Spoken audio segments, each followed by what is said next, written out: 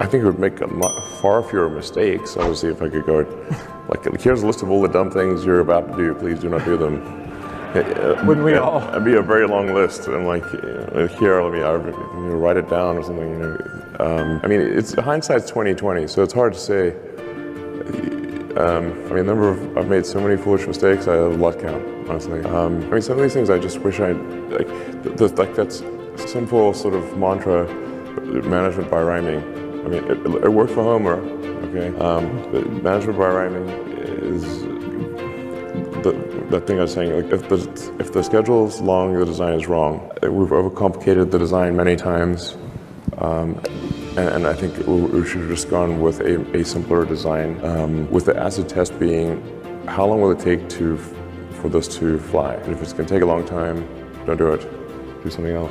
If you look at, say, Falcon 9, it's got an aluminum lithium tank, but then the unpressurized structures are carbon fiber composite.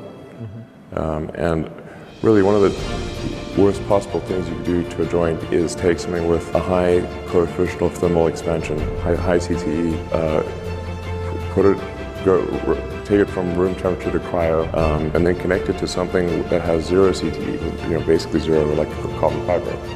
So now you've got a real pain in the ass joint, basically. So in order for that to work, you've got the tank's got to shrink radially, and you've got these super expensive heavy bolts that are like a beam and bending across, that are then taking load into the interstage, and they desperately want to shear off or snap off. This is crazy. Really should just have a continuous metal structure. That's obvious. That should be done. That'd be way better. Things expand to fully available resources. So then, like, sometimes you should say no to things that you don't. Like the original Falcon 1 team, which the fairing, tanks, engines, everything pretty much, was maybe a little over 100 people.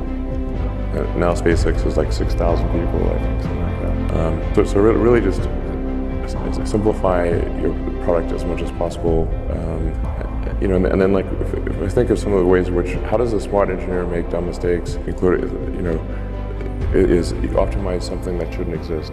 Don't optimize something that shouldn't exist. But people are trained to do this in college. You can't say no to the professor. The professor's going to give you the exam, and you've got to answer all the questions, or they will get angry, and give you a bad grade. So then you always optimize you always answer the question.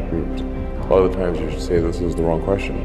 Right. In fact, the question is definitely wrong to some degree, just how wrong.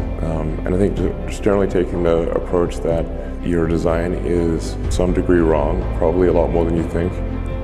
Your goal is to make it less wrong over time.